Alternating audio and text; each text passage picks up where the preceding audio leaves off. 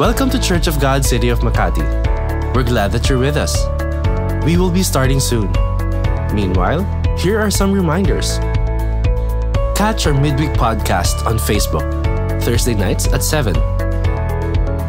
Communion is every first Sunday of the month. If you wish to join at home, please prepare bread or crackers and grape juice or anything similar. If you wish to give, you may send to our BPI account through bank transfer, GCash, or PayMaya. Thank you and God bless.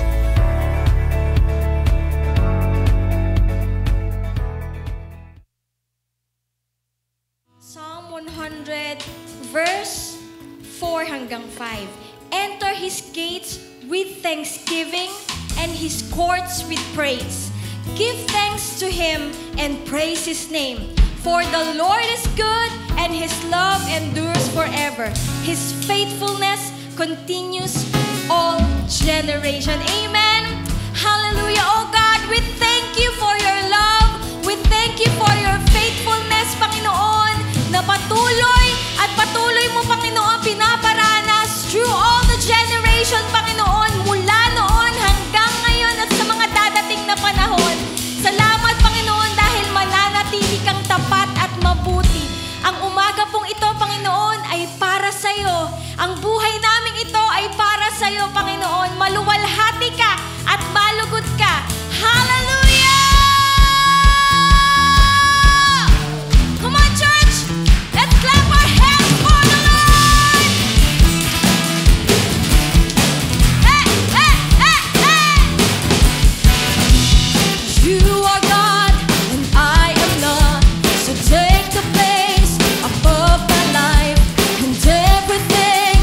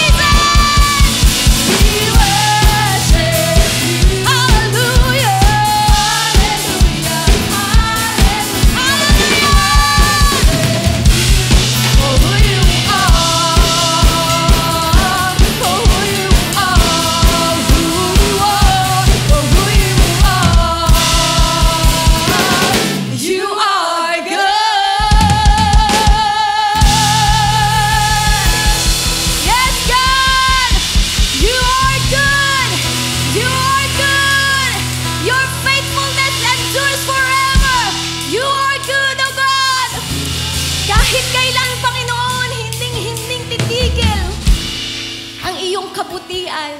Kahit kailan, Panginoon, hindi, Panginoon, magbabago ang iyong katapatan, Panginoon. At salamat, Panginoon, for your goodness, for your love, for your faithfulness, Panginoon. Oh God, all the glory, Panginoon, binibigay namin sa iyo, oh God.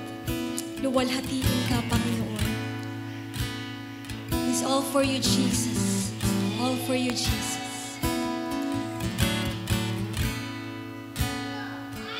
I love you, Lord. Oh, your mercy never fails me. All my days I've been held in your hands. From the moment that I wake up until I lay my head, oh, I will sing of the goodness of God. I love you, Lord. Oh, your mercy never fails me. And all my days I've been held in your hand. From the moment that I wake up until I lay my head, oh, I will sing of the goodness of God. And all my life you have been faithful. Yes, you are, oh God. And all my life you have been so, so good. With every breath that I am able, oh, I will sing of the goodness of God. I love your voice. You have led me through the fire, and in darkest night, you are close like no other. I've known you as a father, I've known you as a friend. Oh, I have lived in the goodness of God. 'Cause all my life you have been faithful. And all my life you have been so, so good. With every breath that I am able, oh, I will sing of the goodness of God. And all my life you have been faithful. And all my life you have been so, so good. With every breath that I am able, oh, I will sing of the goodness of God. Your goodness is running after, it's running after me. Your goodness is running after, it's running after me. With my life laid down, I surrender now. I give you everything. Your goodness is running after, it's running after me. Your goodness is running after, it's running after me. It's running after, it's running after me. With my life laid down, I surrender now. I give you everything. Your goodness is running after, it's running after me. And all my life you have been faithful. Sabihin mo talaga yan sa Panginoon ngayon.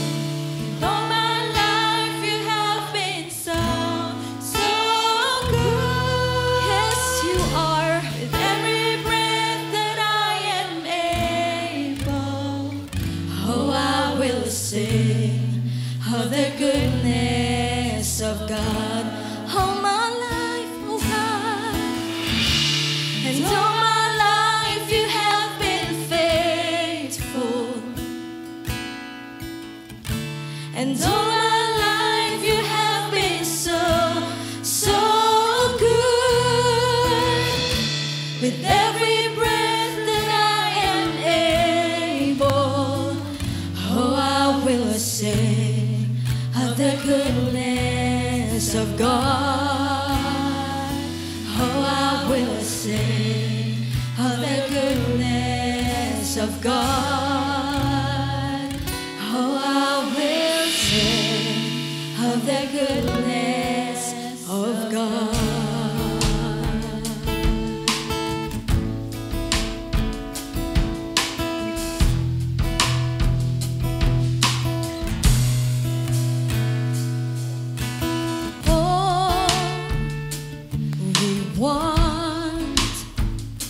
And all we need is found in Jesus.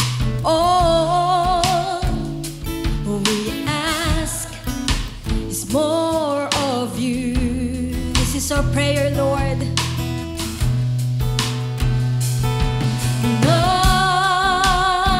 Nothing else can satisfy my heart's desire. All we want is more of you.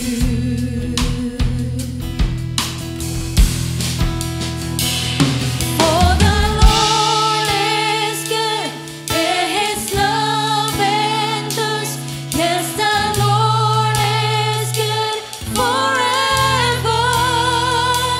And I'll shout it out from the mountaintops. Yes, the Lord is good forever. Oh, we want and all we need is found in Jesus. All we ask is more of you.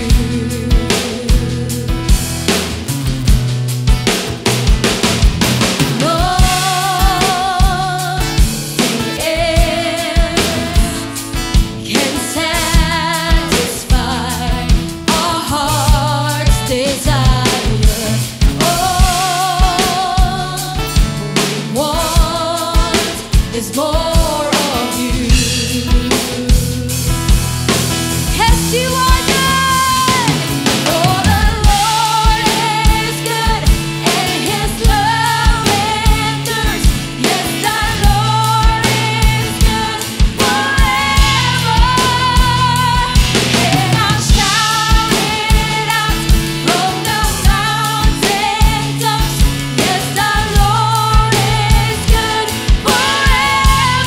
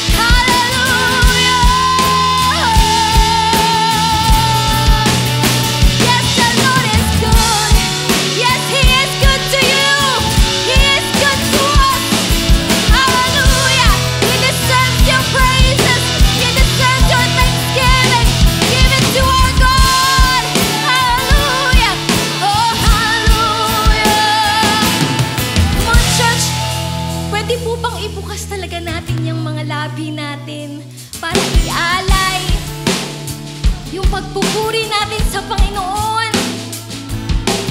Ano mang kalalagayan ng puso mo sa araw na ito, deserve ng Panginoon na siya ay papurihan mo. He is deserving of all our worship. He is deserving of all our love, all our praises, all our thanksgiving. Oh, hallelujah,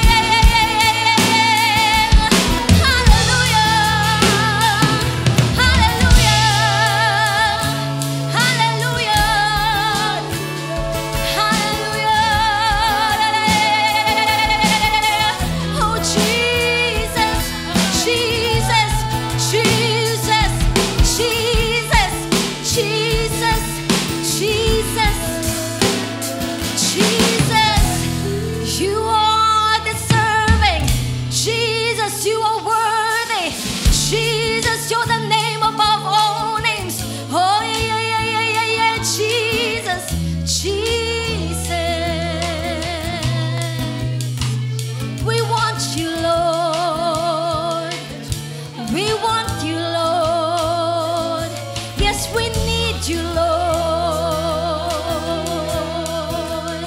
Only you can satisfy our needs. Only you deserving. Only you is worthy. Jesus, Jesus, Jesus, Jesus. Oh,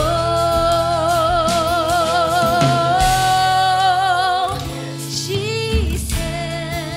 Thank you for loving us. Jesus. Thank you for guiding us. Jesus. Jesus. Sige, church, pasalamatan mo ang Panginoon mo dahil napakabuti niya. Pwede ba sa lengguwahe na meron ng puso mo ngayong umaga, pasalamatan mo ang Panginoon. Hallelujah. Salamat sa iyo, sa iyong biyaya na sapat. Salamat sa iyong kalakasan araw-araw, Panginoon. Salamat sa iyong kabutihan. Salamat sa iyong kabaitan. Salamat sa pag-iingat mo. Salamat sa tiwala mo. Salamat, Panginoon, sa kagandahang loob mo araw-araw ng buhay ko. Salamat, Jesus. Salamat, Jesus. Salamat, Jesus. Napakabuti mo. Di ka nagbabago. Dakila ka totoo. Noon, ngayon, kailan pa man. Hallelujah. You deserve all glory. You deserve all praises. You deserve our worship, God. None can be compared with you. And yes, God, we want you more and more in our lives. Hindi namin kaya kung wala ka, Panginoon. Ikaw yung kailangan ng buhay namin, Panginoon. Kaya kami nakakatayo. Kaya kami may hininga. Dahil yun sa'yo. We want more of you, Lord. And today, God, salamat. Dahil alam namin narito ka sa aming kalagitnaan.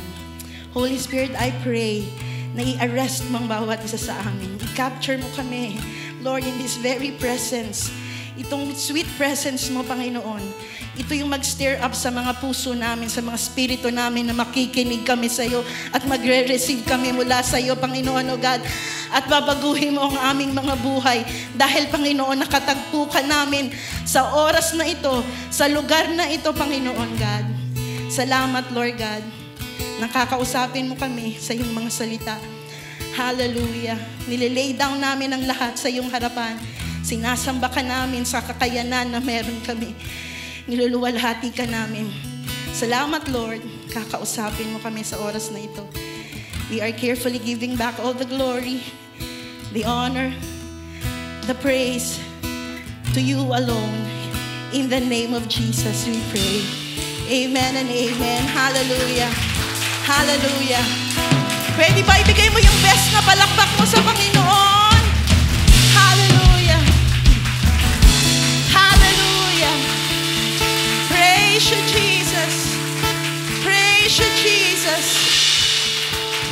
you, Jesus. Amen and amen. Sige po, pag upo po natin, pwede bang ngitian mo yung katabi mo? Sabi mo, welcome back. Thank you, God.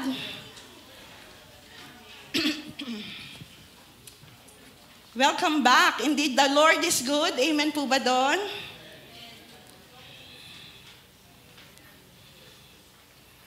Ikaw ay testament ng kabutihan ng Lord. Amen. Sino ba dito ang mga pinagaling ng Lord na recent nagkasakit? Pwede bang sumigaw ng amen? Amen. Wow. Sino ba dito ang pinagpala ng Lord? Walang-wala ka pero binigyan ka ng Panginoon. Sumigaw ng amen. Amen. Parang lahat kayo na. Hallelujah. So napakabuti ng Lord. Amen ba doon? Narito na po tayo. We are on our second week from our series on 3M. From malinis, maayos, and maganda. We are done with malinis and maayos. We tackled that for 2 months already. And now we are on our second week dito sa maganda. And pakitingnan mo nga yung katabi mo kung paganda yan ng paganda. Kindly look to your seatmate if that person is getting... O sa mga lalaki, pagwapo ng pagwapo. Ayan. Hallelujah. Nawa at this time, we are not only being transformed physically, getting better, but that our spirit also, dun sa mga natanggap natin for the couple of months, ay talagang merong ginawa ang Panginoon. The Lord has done something from those couple of months. We discussed about malinis and maayos.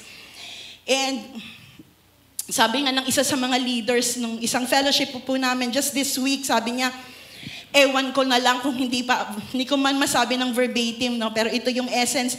Sabi niya, alam niyo, ewan ko na lang kung hindi pa talaga tayo maging malinis at maayos sa loob ng 4 na buwan. No po? Hindi pala 2 months, 4 months, 4 na buwan na ang tinalakay natin ay malinis at maayos. Sabi niya, ewan ko na lang. Alam niyo, napaisip ako. Sabi ko, Lord, meron nga bang nalinis sa buhay ko? Meron nga bang inayos ka? Una, sa relasyon ko sa iyo at sa relasyon ko sa iba. Yan yung naging reflection ko po doon sa sinabi ng leader na ito. Alam niyo po, mahalaga na sa ating pagpapatuloy sa pag-go deeper into our topic. Thank you very much. It's important that as we delve deeper into this topic, that we be able to really capture what the Lord wants to happen in our lives. Hindi pwede na simbawi lang tayo. It's not enough that we just listen or hear about this, but we really listen. And something can change in us, that the Word of God will take effect in our lives, na magkaroon talaga tayo ng transformation sa buhay natin. Kasi yun naman ang gusto ng Lord. Hindi lang tayo, present tayo tuwing linggo pero walang nangyayari. Amen po ba doon? Sa Lord, mahalaga yun, that something is taking place in our lives. That as He challenges us to practice the Word, we get to experience firsthand the transforming power of the Word of God. Amen? Hindi ka ba excited no na ikaw mismo mararanasan mo? Hindi lang yung sabi niya o naranasan niya. Ikaw mismo, you yourself, will be able to experience the transforming power of the Word of God. You will experience how the Lord is able talaga to deliver, able talaga to heal, able to provide. Amen? Hallelujah. Kasi when you get to do that, when you experience the truth and the power of the Word of God, you won't back out. Hindi ka tatalikod eh. Hindi ka bibitaw dahil alam mo, totoo to. Amen ba doon? Alam mo, totoo yun. Ikaw ba, yung buhay mo ba, ano bang gusto mong balik? Gusto mo pa bang balikan yung buhay mo dati o yung ngayon na, ito na? Di ba? Hindi ka nababalik sa dati kasi merong nangyari sa'yo. Kasi hindi lang tayo hearers, we are doers. Sabihin natin, doers. Yan, no? Hindi lang tayo rinig-rinig, kundi doers tayo. So, ano kaya ang reaction mo kapag ganito pong makikita mo ng mga puno? Ayan. Tingnan natin.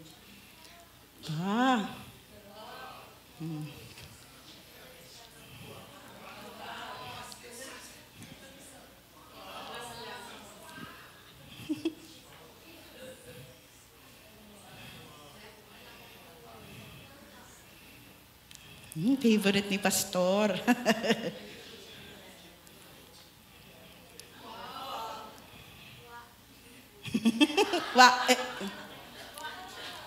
Marang.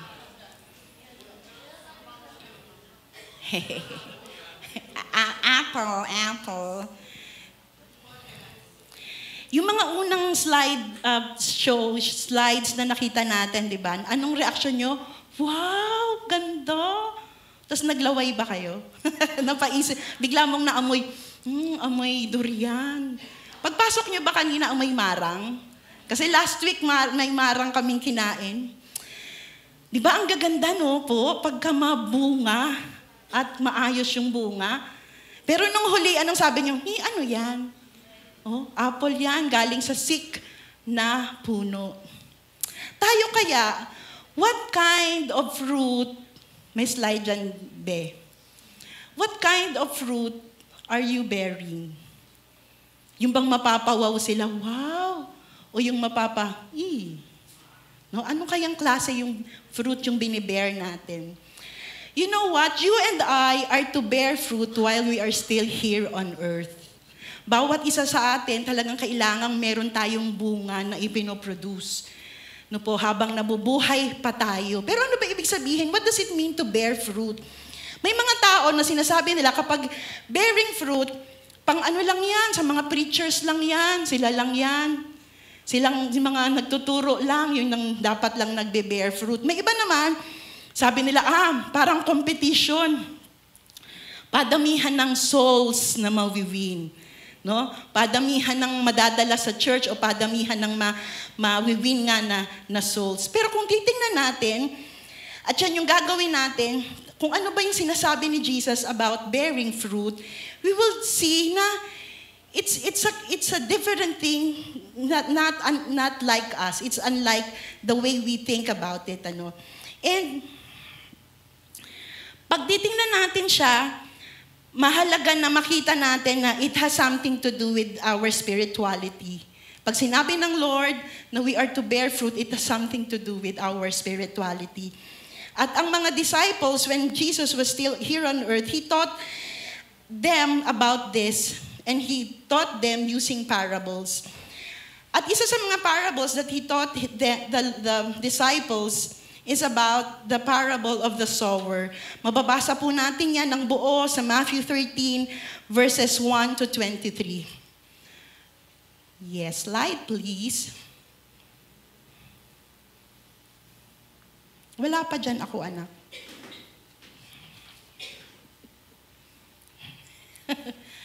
Yan, the parable of the sower. Makikita natin sa parabola na ito na binabanggit ng Panginoon na may isang farmer. At habang itong farmer, habang po siya ay nagre-ready, papunta dun sa pagtataniman niya ng mga kanyang binhi, habang siya ay naglalakad, may mga nahulog daw sa daanan, sa pathway. At nung nahulog ito, nagmamadali yung mga ibon, na kinain yung mga nalaglag dun sa daanan. Ganon din, sa kanyang paglalakad, some fell on rocky places. And then, these seeds that fell on rocky places, they grew quickly. Nabuhay agad sila. Kaya lang, hindi naglalim. Kasi walang ugat. So what happened to the seed or the plant as it was growing, it quickly withered and it died because kulang yung kanyang pagkakabaon. And then, nalaglag din yung ibang mga seed doon sa among the thorns. Pero as the seeds were growing, na-choke siya nung iba pa na nasa paligid niya na halaman. But then, nakarating din yung soil dahil yun ang gusto ng pagtamnan ng Lord, ng farmer, dun sa good soil. And then, nung naitanim na niya dun, nag-ani siya ng 30 times, 60 times, and 100 times. Mababasa niyo po ang buong kwento niyan and even the explanation of Jesus on Matthew 13 verses 1 to 23. Para magkaroon ng isang mabungang tanim o ng isang mabuting tanim, ang unang ginagawa ng isang farmer is to cultivate the land. Sabi natin cultivate. Alam niyo na mga farmer, hindi sila basta-basta, ay may lupa. Hindi ganon ang farmer na matalino. He cultivates the land. Pag sinabing cultivate, kaya hindi niya basta inilalagay kung saan. Kasi ayaw niyang masayang yung kanyang itatanim na binhi. Tama po ba? So, i-cultivate niya yun. Ano yung pag sinabing cultivate, nakakatulong yun para magkaroon siya ng magandang tanim. Ng magandang ani. No po? Hindi ani, maganda naman talaga ako. Pero yung sinasabi ko, yung crops. No? May magandang crops. Parang natawa kayo doon. No po? So, may magandang ani or crops, yung kanyang nais na mangyari. So, what he does, he araros. Inaararo niya yung kanyang, ano ba sa English ng araro? He plows the field, iararo niya yan, para mabungkal yung lupa. Kasi mahirap mag-sink yung seed kapag hard yung soil. So, kailangang igalaw-galawin. Inaararo, binubungkal, nililinis niya yung lupa, inaalisan niya ng mga bato, inaalisan niya ng mga damo, inaalisan niya ng mga basura. Tama po ba? Bago niya, titingnan niyang maigi, bago niya itanim yung kanyang mga binhi. Ginagawa niya itong lahat. He does this in the hope that the seed that he is planting will come out beautiful. That would come out healthy, that would grow. No po? He does that. And also, not only that, but also that the crop that he will gather from this would bring nourishment to those that would be eating the crop. Tama? Hindi siya nagtatanim, ay para lasunin. Hindi. Ginagawa niya yon para makaani siya ng maganda at yung ibang tao na bibili o pagbibigyan na doon, makikinabang. Pakinggan niyo po yan, makikinabang. Kung i-apply po natin sa buhay natin, mga anak ng Panginoon, sinabi ko kanina, we are to produce fruit. Kasi that's what God wants, na we produce fruit. Amen? Nang bawat isa po sa atin, magbubunga. Yan ang nais ng Panginoon. Ano ba yung fruit na gusto ng Lord? Ano ba yung tutubuan ba ako dito ng mansanas, ng kung ano pa yung fruit? Hindi yun. Sinasabi dito tungkol sa ating character, godly character. Sabihin nga natin, godly character. Godly character. Yun yung nais ng Lord na i-produce sa atin. That could bring nourishment o magbigay ng godly influence, magbigay ng godly effect, maging testimony that could draw other people to the Lord. Yun po yung nais ng Panginoon sa atin. Yung mabubuhay din yung mga tao kapag naranasan nila yung makasalamuha tayo. Amen? Na mabubuhay yung mga tao kapag tayo ay nakasalamuha tayo. Hindi yung inaayawan tayo. Nakaranas ka na ganun. Ayoko sa team yan kasi ganyan. Diba? Ayaw sa atin. Pero kapag tayo ay may kakaibang character ng Panginoon, godly character, people would want us. Tama? They would want to join us. They would want to be with us. Kasi may kakaiba, merong character na kakaiba. Kaya tayo, kaming mga naghahasik, yung mga nagpipreach, nagtuturo, ginagawa namin ang lahat sa tulong ng banal na Espiritu Santo na sa bawat isa sa atin na maging malinis at maayos tayo nang sa ganon, magbubunga tayo ng maganda. Tama po ba? Tapikin mo nga yung katabi mo. Parang wala dito. No? Ginagawa ng lahat. Kagaya ng introduction ko kanina, 4 months. Nililinis tayo, inaayos tayo sa pamamagitan ng salita ng Panginoon. Hindi man namin kayo binubungkal o kinukutuhan. isa-isa. Pero yung salita ng Lord, ibinabahagi para pagprepara yun na lalo tayong maging makapamunga ng maganda. Amen po ba doon? Sabi sa Matthew 7:17-19, a healthy tree bears good fruit, but a poor tree bears bad fruit. A healthy tree cannot bear bad fruit, and a poor tree cannot bear good fruit. Sabi sa Tagalog, mabuti ang bunga ng mabuting puno, subalit masama ang bunga ng masamang puno. Hindi maaring mamunga ng masama ang mabuting puno, at hindi maaring mamunga ng mabuti ang masamang puno. Isang bagay ang makikita natin dito sa verse na ito na sinasabi ng Panginoon tungkol sa good and bad fruit produced by a good and bad tree. Na po? Naniniwala po ako na ang gustong sabihin ng Panginoon, He wants to make it clear to us na each of us is capable to bear fruit. Bawat isa sa atin capable to bear fruit. Yun nga lang, it can either be a bad one or a good one. No po? Yan po yung sinasabi diyan. Kung maayos tayo bilang mga puno, siguradong maayos din ang ating bunga. Kung mabuti tayo bilang puno, siguradong mabuti rin ang ating bunga. Kung maganda tayo bilang puno, siguradong maganda rin ang ating bunga. So ang tanong sa atin ngayong umaga, what kind of fruit are you bearing? Also, what kind of nourishment are you providing for those around you? Anong klaseng nourishment are we providing for those around us?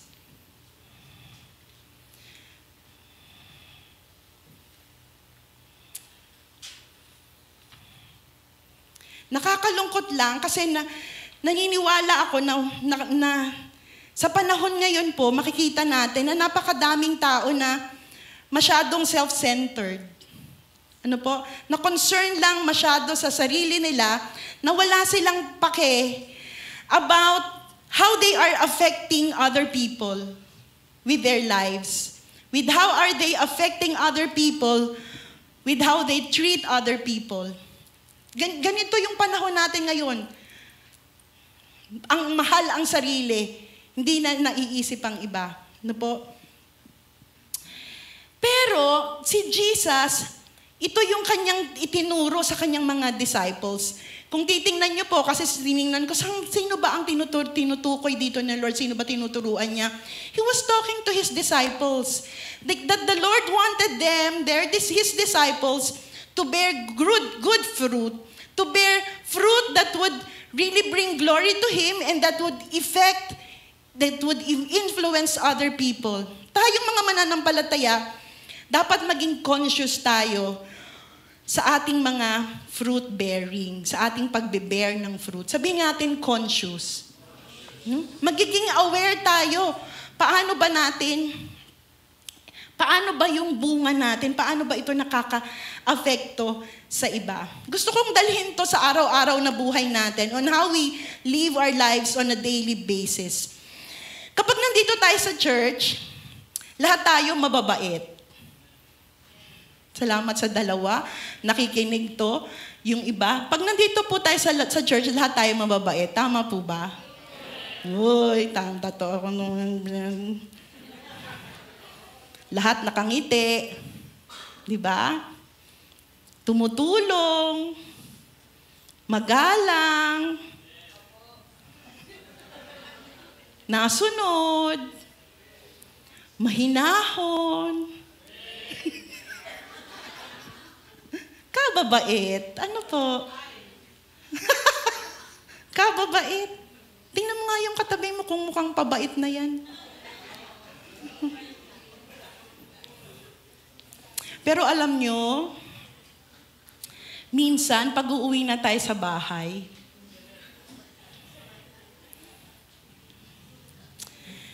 iba na, ano po?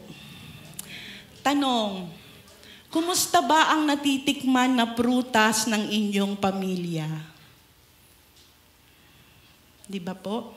Kumusta ba yung effect nila ng prutas na dinedevelop sa atin dapat ng Lord sa kapamilya natin?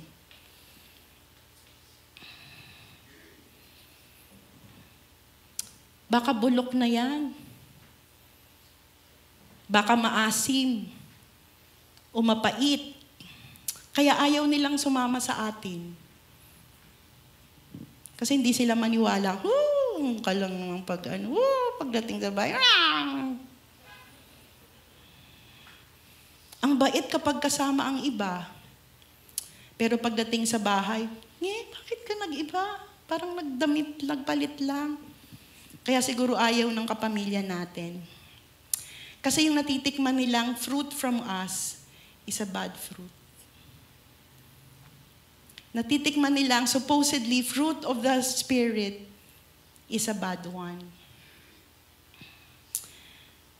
Naniniwala po ako na higit kanino pa man, ang pamilya natin yung dapat makaranas unang-una ng mabuting bunga natin. Amen po ba doon? Sila dapat yung unang-unang makaranas na may ginawa ang Diyos sa buhay natin. Our family should be the first one to experience the change that the Lord has done in our lives. The fruit of good things that the Lord has done in our lives. Amen? Ang pamilya natin, yung unang-unang dapat makaranas na merong ginawa ang Diyos sa buhay natin. Alam niyo, napanood ko po yung isang pastor, sabi niya, pag-uwi daw po siya ng bahay, whenever he goes home from work, kasi he is a pastor and at the same time, he works in the corporate world. Sabi niya, kakapagod ang magtrabaho. Sino ba dito napapagod pag magtatrabaho? Sige nga. Uy, dalawa lang. Kayo, hindi kayo nagtatrabaho, no? Di ba, nakakapagod? Sa totoo lang, nakakapagod pumasok. Ganun, tapos may mga, boss naman siya. Pero may mga pasaway. Ma'am, di ba lalo ka na, teacher? Naku, hirap maging teacher. Kaya po nagpastor na ako. Yan, di ba?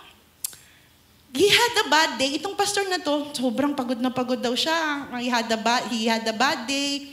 Pero nandun siya sa kotse kasi malapit na siya, nasa garahe na siya.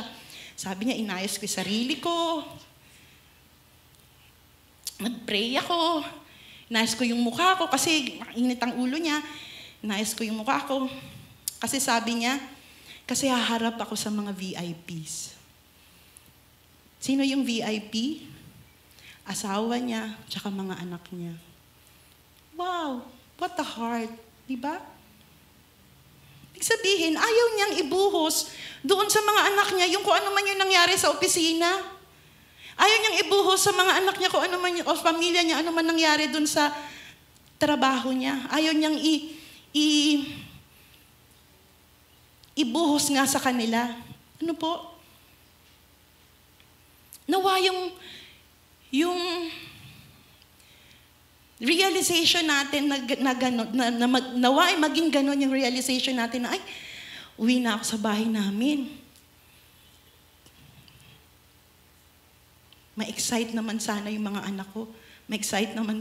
Hindi yung, andyan na si daddy. Takbuhan na.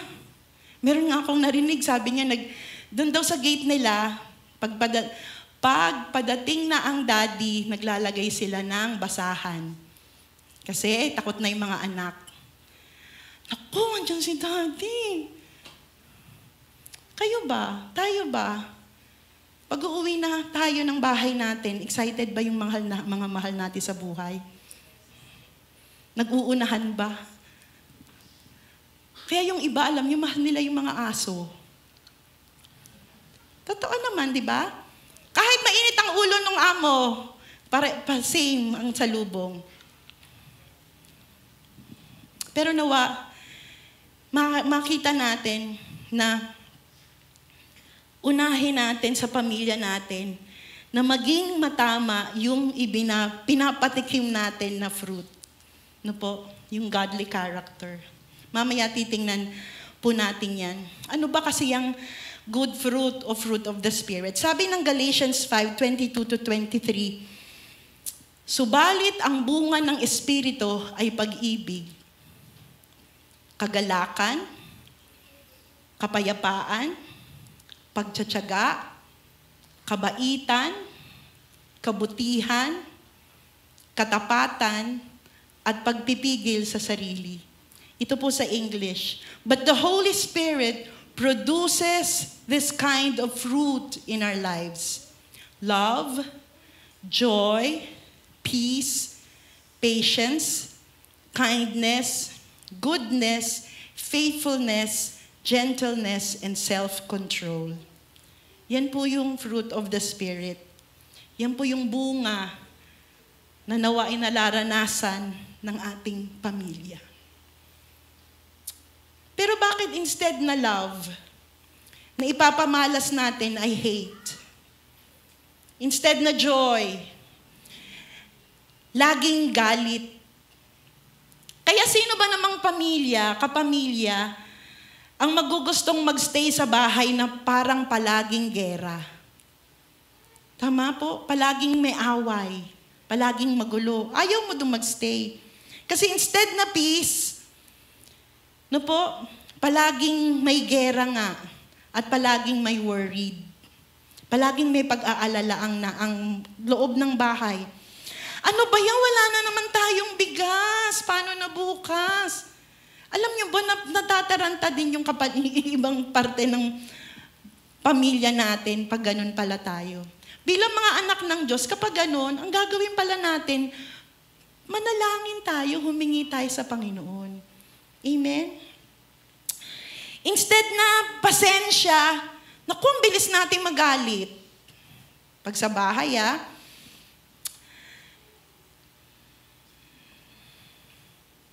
Instead na kindness, kagaspangan.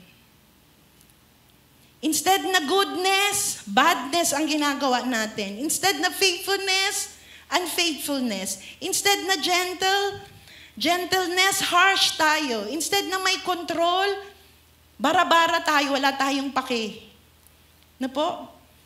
Hindi natin naiisip ang kapamilya natin kung ano lang ang gusto natin. We should be conscious of the fruit that we bear. We should be conscious of the attitude that we show. We should be conscious on how we respond, not react, on how we respond to our families, to each other. Kasi hindi naman tayo nakikipag-compete sa iba. Maganda sa bahay namin. Maganda. Again, sinasabi ko sa inyo, tayo po sa harapan ng Panginoon. Amen?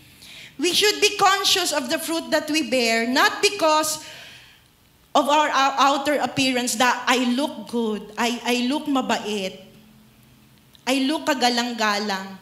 No, we should be conscious of the fruit that we bear because it is the representation of our relationship with Jesus. It shows that we have a good connection with Jesus Christ.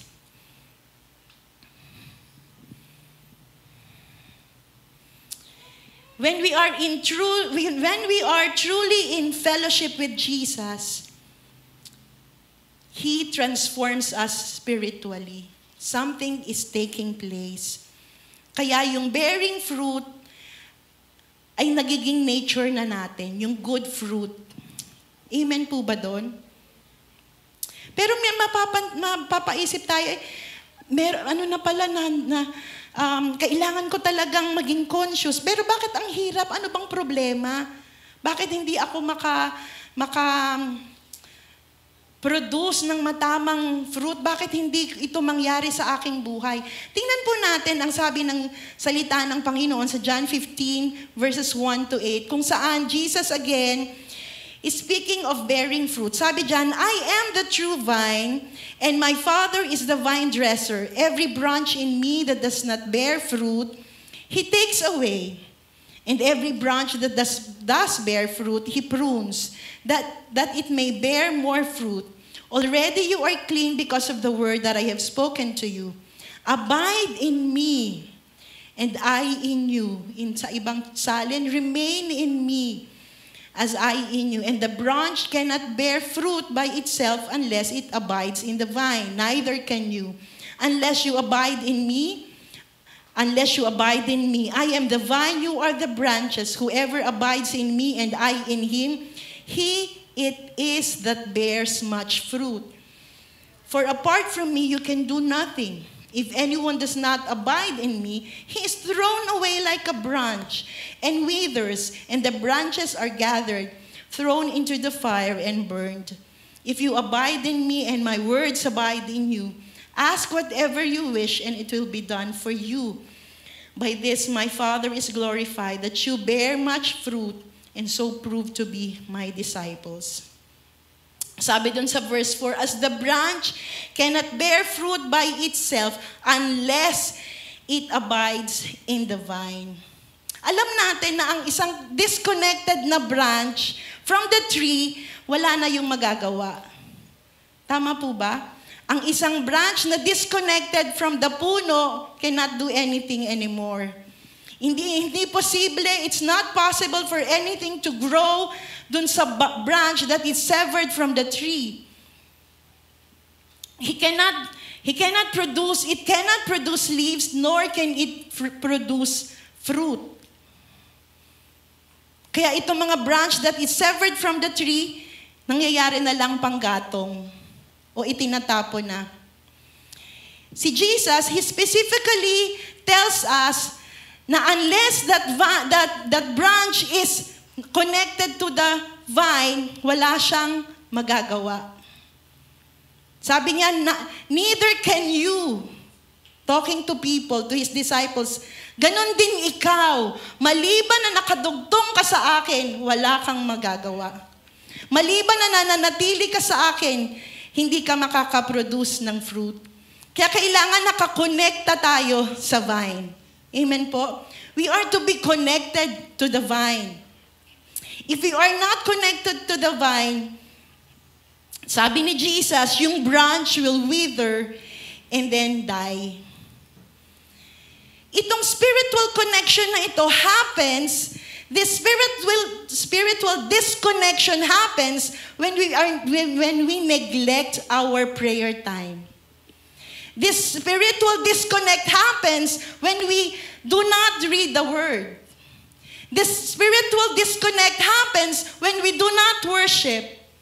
This spiritual disconnect happens when we do not practice godly character, when we do not practice character building. Doon napuputol, doon nangyayari kapag tinamad na tayo na magbasa, na manalangin, magsumamba, at gawin natin kung ano yung natututunan natin. Pag nag-fail tayo, i-practice yung pinapagawa ng Lord sa atin, naririnig natin araw-araw sa loob ng 4 na buwan na tinuturo sa atin. Disconnect pa rin tayo. Hindi pa rin tayo makakakonek. Kaya ang nangyayari na i-stunt yung growth natin, nagiging unano tayo sa ating spiritual na kalalagayan sa ating Panginoon. Or worse, it can even cause us to die spiritually. Nanghihina tayo, namamatay tayo pag di tayo nakakonect sa vine. Pag di tayo nakakonect sa Panginoon. Si Jesus, pinroklema niya na pinili niya at inappoint niya tayo na we should go and grow. Na tayo ay lumago. Andyan siya natutulong sa atin para lumago. At makaproduce tayo ng mga fruit na hindi toxic. Yung character natin hindi toxic, hindi destructive sa iba. Yung fruit na ibinubunga natin, hindi yung hindi hinog. Hindi yung mura lang. Kaya inaayawan kasi hindi makaka-benefit yung iba. At ang maganda dito, sa ating paglago sa Panginoon, si Lord mismo yung nagkukultivate sa atin. Ano yung cultivate? Siya yung naglilinis sa atin. Siya yung nag-aalis ng mga dumi, ng mga balakid para mas malalim pa yung mga nare-receive natin na salita ng Panginoon. Siya yung nagtuko sa atin na mas maging fruitful tayo. At maging maganda yung bigay natin din sa iba, na po-produce natin sa mga mahal natin sa buhay at sa ibang tao. Si Lord yun ang gumagawa sa atin. Yan yung kailangan ng mundo ngayon, mga kapatid. Yung isang bunga, na maganda. Isang bunga na merong effect din sa kanila. Kasi alam nyo, nabubuhay tayo sa panahon ngayon, sa mundong ito, na they are moving further and further away from God. People are moving away, further and further away from God. Bakit? Kasi ang bilis ng takbo ng mundo ngayon. Fast-paced ang lahat ng nangyayari. Amen po. Sa sobrang bilis, iniiwan na nila yung commitment nila sa Panginoon. Napakadaming kabataan sa church na to na pinagtagumpay ng Panginoon. Pero madami din sa kanila, sad to say, sa sobrang kabisihan, have moved further away from the Lord. At hindi yun ang nais ng Panginoon. Nais ng Lord na we be connected, firmly connected. No po? Sa ating kaugnayan, sa ating Panginoon. Alam niyo yung kabisihan ng mundo ngayon, madaming nag-a-upload. Yes, tagumpay siya.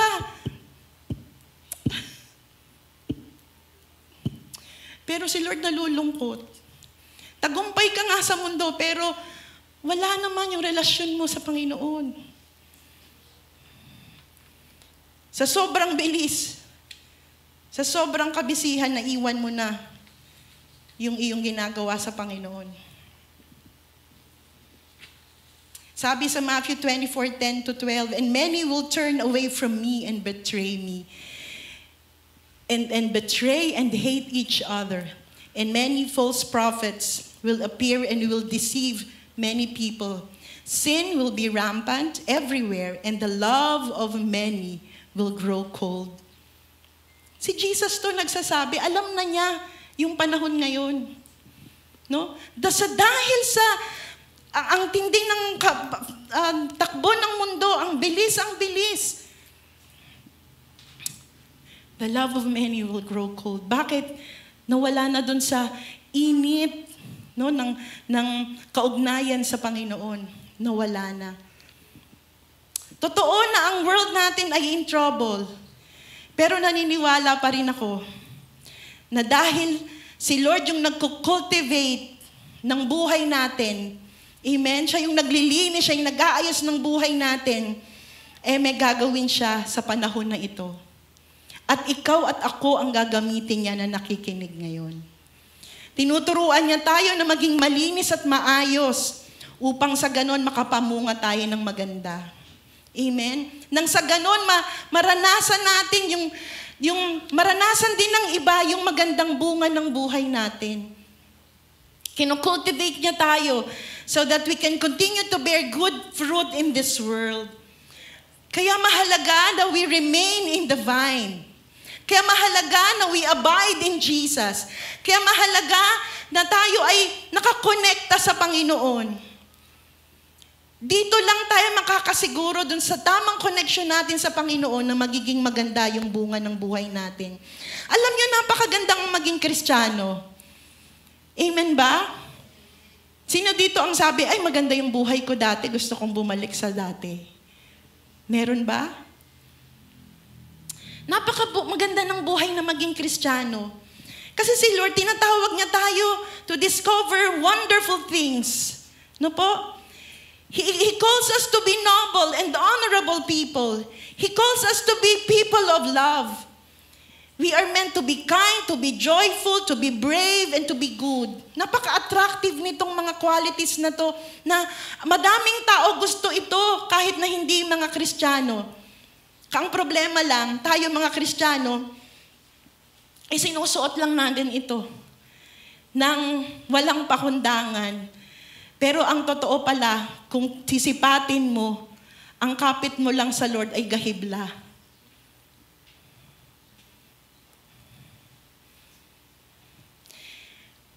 may ikinukubli tayo kung ano talaga yung nangyayari doon sa kaloob-looban ng puso natin. Kung sisipating maigi, kung titingnang maigi, yung pagkakakabit pala natin sa Panginoon ay gahibla na lang. At hindi yun na-detect ng iba. Kasi ang galing natin, we can appear to be thriving. Wow, okay na okay ako. Pero kung titingnang maigi, disconnected pala tayo sa Panginoon. Hindi pala tayo nakakapit ng todo sa Panginoon. Yung salitang abide is an old English word for remain. Stay steady and keep your position. So what does it mean to abide in Christ? It means to always be resting on Jesus. It means to be anchored on Him, to be fixed in Him, drawing from Him, yung sa Kanya ka kumukuha ng nourishment mo, continually connected and in touch with Him. See, Lord, He makes it clear that if I'm not connected to Him, I am guaranteed no fruit. Kung hindi ako nakakonekta sa Kanya, si Jesus mismo nagsasabi, wala akong maibubunga. Sabi sa John 15:4, abide in me and I in you. As the branch cannot bear fruit of itself unless it abides in the vine, neither can you unless you abide in me. Alam niyo, meron po ako ditong branch. Hiniram ko tong illustration na to kay Francis Chan. Tingnan po natin, no? Pinutol ko to doon sa rooftop na, si Pastor pinutol niya doon. Ang puno nito ay nandyan sa labas, malaki. Kumuha lang kami ng maliit. Kahit bawat isa po sa atin magtulong-tulong na pabungahin ito, hindi mangyayari. Isipin, magbubunga yan. Lahat ng positive ano natin sa Kanya, hindi mangyayari. No po? Hindi na mangyayari. Pwede natin siyang gawing mabunga kung tetapa natin siya ng mga prutas. Mga fake na prutas, apple, parang ire-ready natin sa Christmas. Pwede nating gawin, pero hindi pa rin yun ang totoo. Hindi yun ang tunay. At minsan yun yung ginagawa natin sa buhay natin. No? Nagsusuot tayo ng steady tayo, na okay tayo, pero sa totoo lang, hindi ka pala okay. No po? Itong branch na to, pwedeng siya mismo magsikap siya na, gagawin ko ang magandang bagay, makabunga lang ako. Gawin niya man lahat. Mag-struggle man siya dyan. Hindi na mangyayari. Bakit? Kasi nakahiwalay na siya sa puno. Kahit ano pang struggle niya, ano pang pagsisikap niya, walang bungang mangyayari dahil nakahiwalay siya sa puno. Minsan sa buhay natin, kapag hindi tayo nag-a-abide kay Jesucristo, kapag hindi tayo nagre-remain kay Jesus, we do struggle. Amen? Magagawa natin ng lahat. Lahat ng pagsisikap natin, pero hindi natin ma-attain kasi nakahiwalay tayo sa Panginoon. Walang mangyayari. Hindi na siya madadaluyan ng buhay.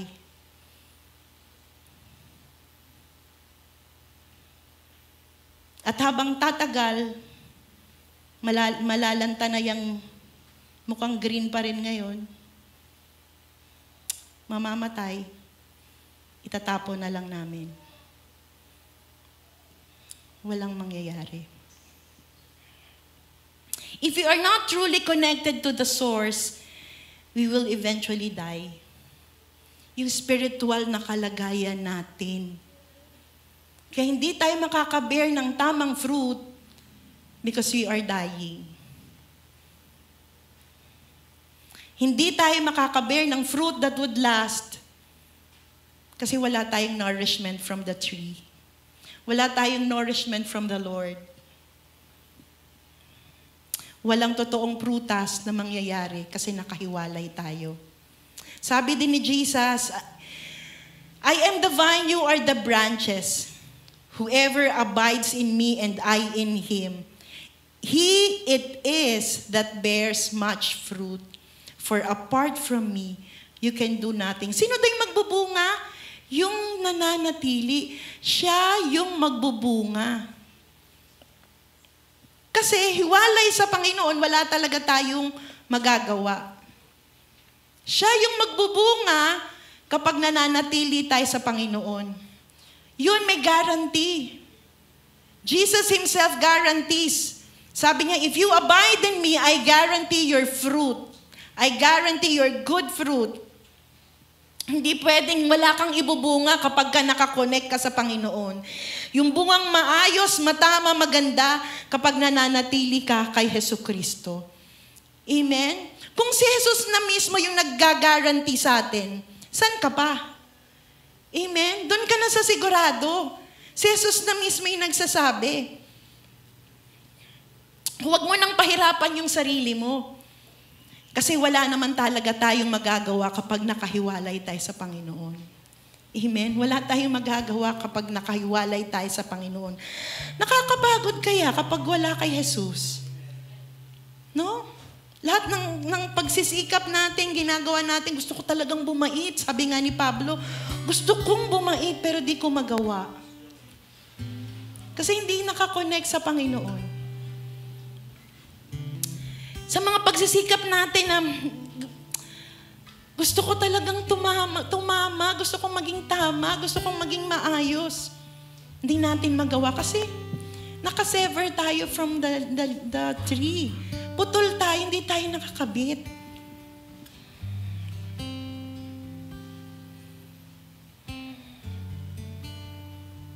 Nakakapagod pag malayo sa Panginoon. Wala tayong kapayapaan. Ang hirap makaahon.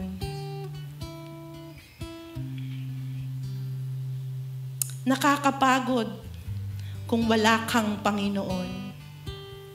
Kung wala kang Jesus sa puso mo, mas nakakapagod.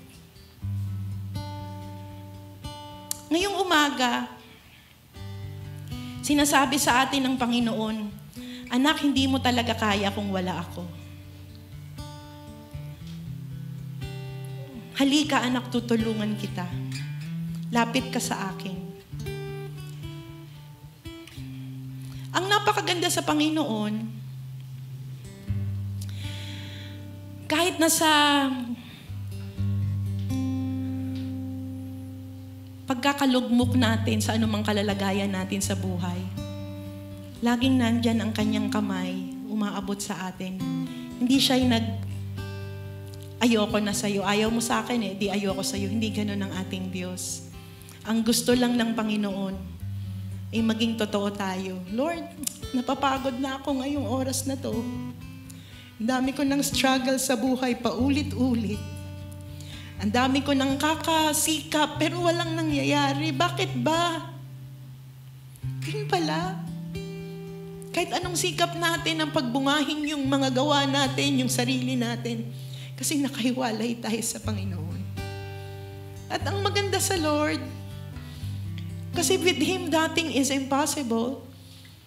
I believe He can take the branch, that vine, that branch, and again, ikabit sa Kanya. So that nourishment can again flow.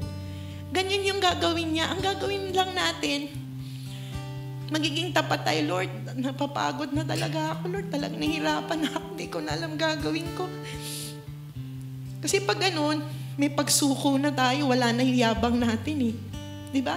Umaamin na tayo, Lord, hindi ko na kaya. Kapag ganun,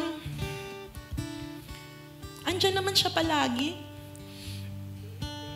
Church, andyan siya palagi. Naka-ready. As we would reach out to Him, He is always there, ready to reach back. So ngayong umaga, as we all stand, hindi ko alam ang iyong struggles. Hindi ko alam kung gahibla na ba yung kapit mo sa Panginoon, kung gaano ba. Hindi ko alam ang iyong kalalagayan, pero ang isa ang alam ko, alam ng Panginoon. At pinapasabi niya sa iyo, anak, lapit ka lang. Balik ka. Kapit ka.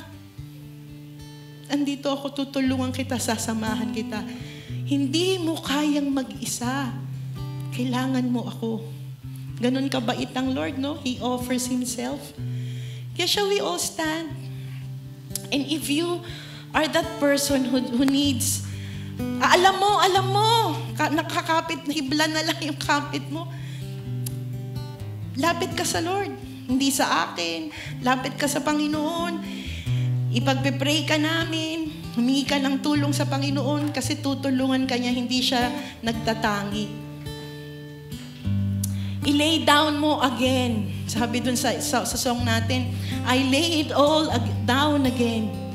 Lord, kasi gusto kong maging kaibigan mo muli. Na ikaw yung gusto ko, Panginoon, you're all I want. Inilalapit ko sa iyo ngayong umaga ang aking kalagayan. Kung ikaw yan, kung kinakausap ka ng Lord, alam mo yung kalagayan ng puso mo. I invite you to come and we will pray for you. Thank you, Jesus. Draw me close to you. We come to you, Lord. We come to you, God. You know us, Lord. You know our hearts. You know our condition. Have your way today, God.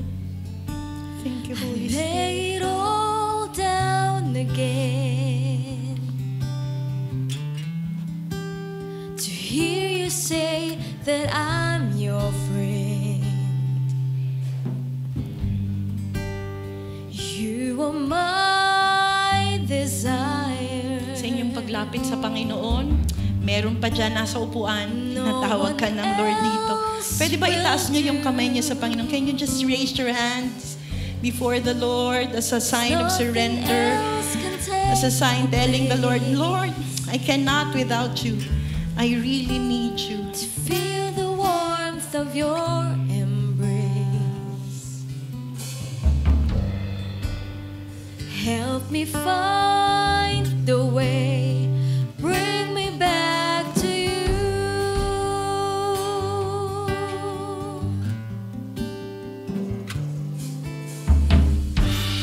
You're all I want.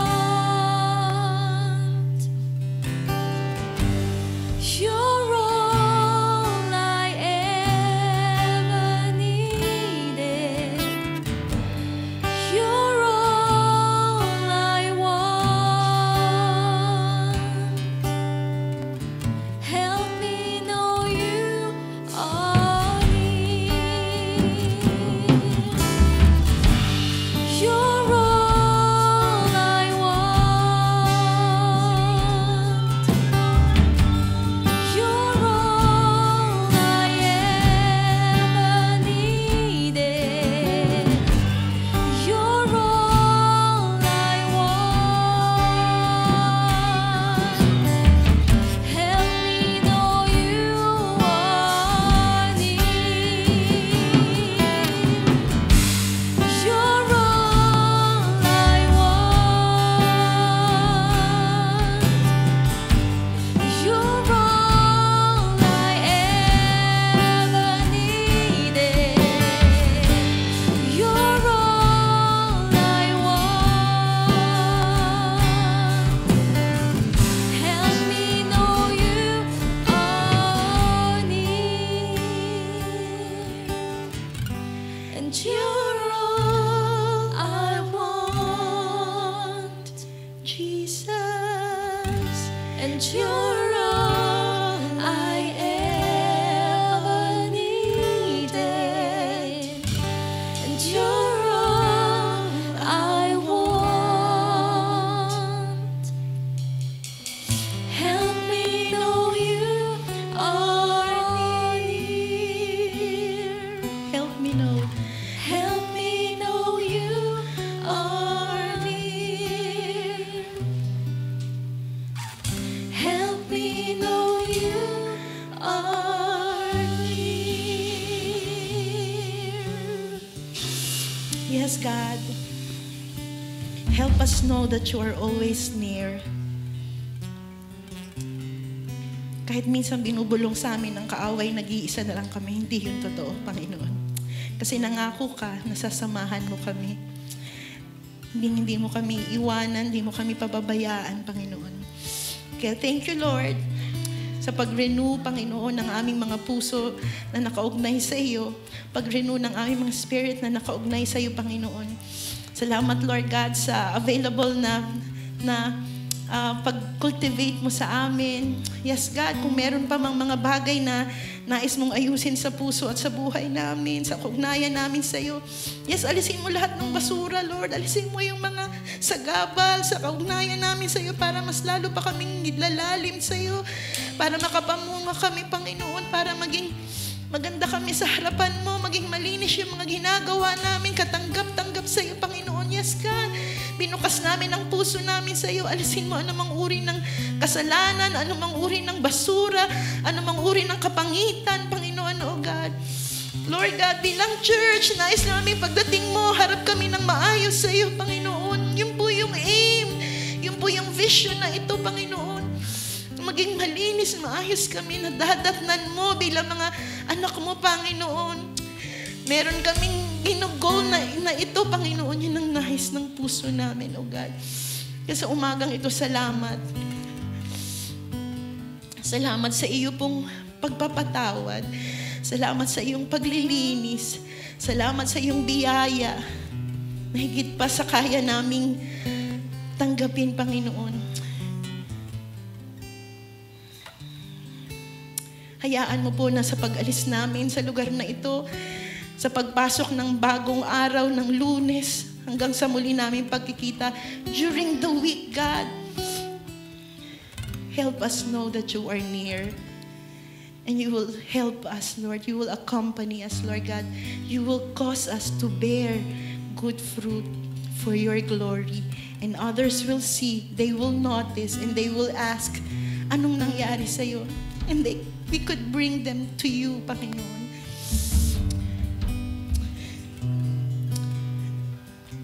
Thank you for your tiwala, Panginoon. Salamat sa patuloy mong pagtitiwala sa amin. Salamat sa paggalaw mo sa mga buhay namin.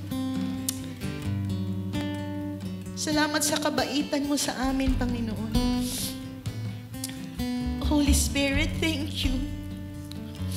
Ikaw magpo-produce ng love, joy, peace, patience, kindness, gentleness, goodness, faithfulness, and self-control sa buhay namin, Panginoon. Thank you, Holy Spirit. Yes, steady our hearts. Steady our hearts. Make us, Lord, remain in you, God. Abiding in you, God. Steady our hearts. Steady our steps. Help us follow you, God. Pursue you, God. We love you, Lord. We are carefully giving back all glory and honor to you. Church, pwede pa itaas mo ang iyong mga kamay sa Panginoon. Ibalik natin sa Panginoon yung kanyang nahatlap papuri. Napakabuti ng Diyos na sobrang nagmahal, patuloy na magmamahal sa atin. Hallelujah. We love you, Lord. We give back all the glory to you, Lord. To you alone, Jesus. To you alone, Jesus. To you alone, Jesus. To you alone. Amen and amen. Thank you, Lord. We can be seated and be ready for our offering.